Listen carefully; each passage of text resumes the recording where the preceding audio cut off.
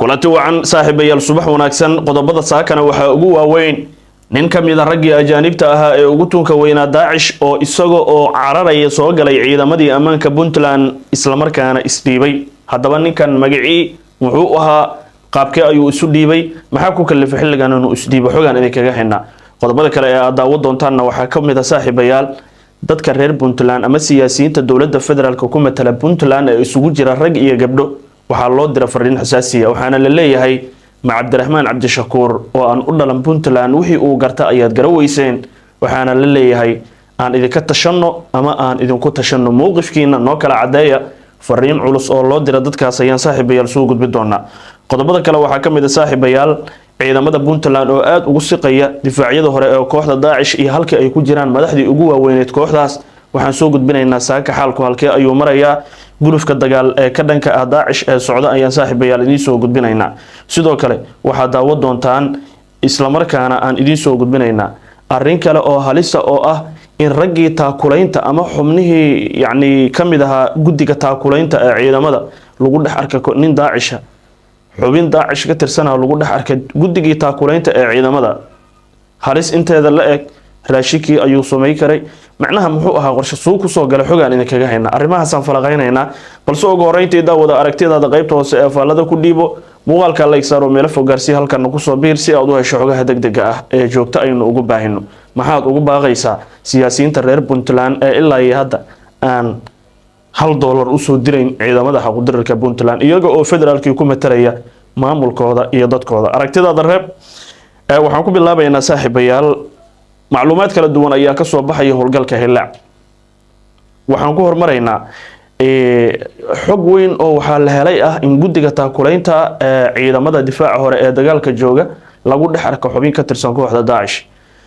arrintan oo muddo lagu daba joogay isla markaana tuhun aad u badan laga qabay qofkaas oo ilaa iyo hadda aan la cadeyn ayaa waxa magaciisa aan la shaacin yacni ayaa waxa ugu dambeyntii ku guuleysay inay gacanta ku dhigaan ciidamada ammaanka ee Puntland waxaana hadda gacanta ku haya ciidamadaas iyadoo baaritaano dheeraad ah ay ku socdaan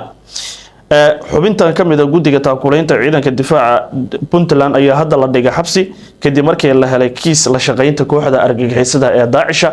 arrintan waa dhagar halkeeda la eg xitaa guddigii taakulaynta ciidamada hadii ay soo galeen waa arrin halisteeda la eg laakiin ciidamada Puntland ee ammaanka oo aad u taxadaraya ayaa mid u soo qabanaya ama guddigal ama gurigal ama meel kala gal ciidamadii ayaa meel kasta uga daba tagay ma malay kartid waxa Daacish ee hadda xiran xabsiyadii Puntland waa buux dhaafeen ajaanib iyo Soomaali Daacish wuxuu tira badnaayeen shimay waxaan oo dhan abuurtay dhinaca kale saaxiibayaal hadii aynu fiirino iyana waxa jirta in xubin ajaaniba ama ajnabi ah oo ka soo cararay duqeymaha uu isu soo dhiibay ciidamada Puntland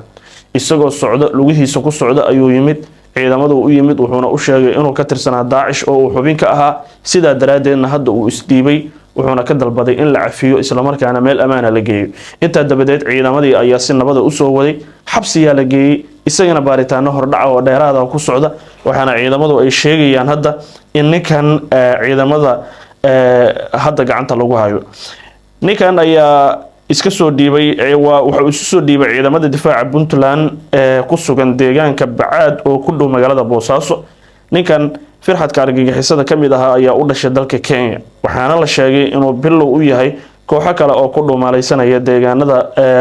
kulaalaya Boosaaso oo la filayo in dhawaan la soo gabagabeeyo ama la soo qaban doono raggaas kale ee firxadka ah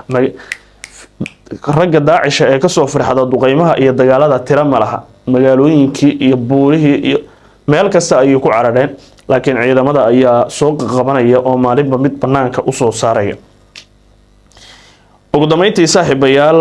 waxaan ku soo gunaanadeynaa siyaasiyiinta Puntland ee federaalka ku matala dawladda ama Puntland ku matala ee ku sugan Muqdisho iyo aagaas ayaa waxa loo dirayaa fariin culus waxaana la leeyahay garashadiinii aaway maxaa idinka hortaagan inaad ciidamadiina taageertaan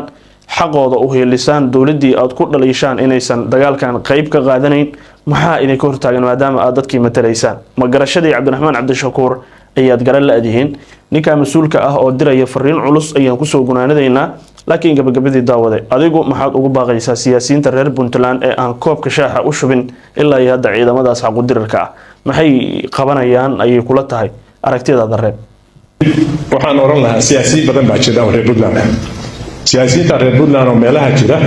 qaar badan oo iyaga ka mid ah waxaa dhici karta inay dowladdaas hadda maanta jihaadka ku jireen ay mucaarid ku yihiin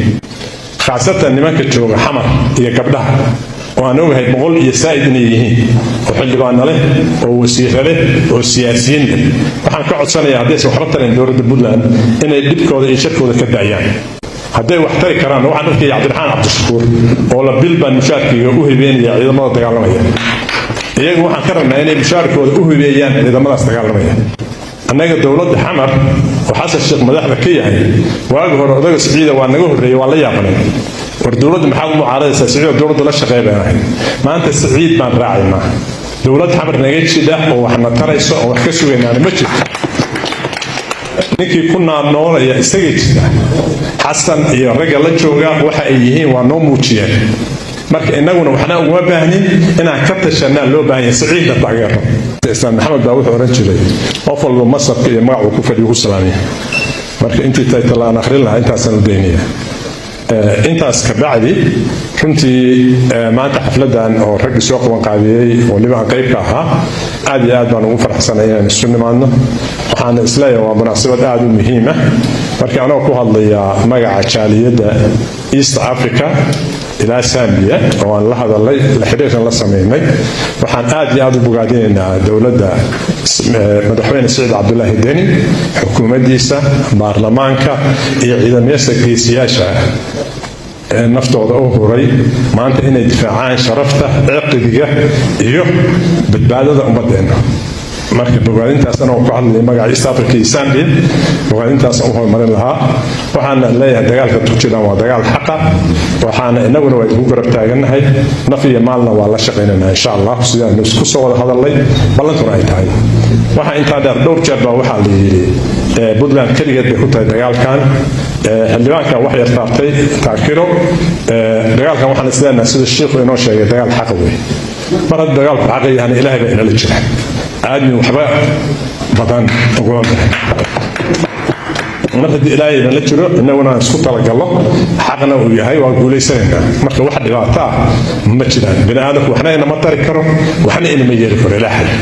waxa intaas dheer markii Puntland waxaan aad iyo aad runtii Ilaahay uga baryaynaa intii dhimatana inuu jannadii ka waraabiyo inta ku dhaawacantayna inay u booqeeyo reerahoodii iyo xaasaskii iyo ciyaaladii ka tageen insha Allah sharaf inay ku noolaado intaas kadib waxaan oran lahaa siyaasiyiin badan baa jira oo reer Puntland siyaasiyiinta reer Puntland oo meelaha jira qaar badan oo iyaga ka mid ah waxaa dhici karta inay dowladdaas hadda maanta jihaadka ku jireen ay mucaarid ku yihiin khaasatan nimanka jooga xamar iyo gabdhaha oo aan ogahay boqol iyo saa'id inay yihiin oo xildhibaano leh oo wasiiro leh oo siyaasiyiin leh waxaan ka codsanayaa haddaysan waxba tarin dowladda Puntland inay dhibkooda iyo shirkooda ka daayaan hadday wax tari karaan waxaan arkay Cabdiraxmaan Cabdishakuur oo la bilbaan mushaarkiga u hibeynaya ciidamada dagaalamaya iyagu waxaan ka rabnaa inay mushaarkooda u hibeeyaan ciidamadaas dagaalamaya annaga dowladda xamar oo xasan sheekh madaxda ka yahay waagi hore odaga Siciida waa naga horreeyay waa la yaabanay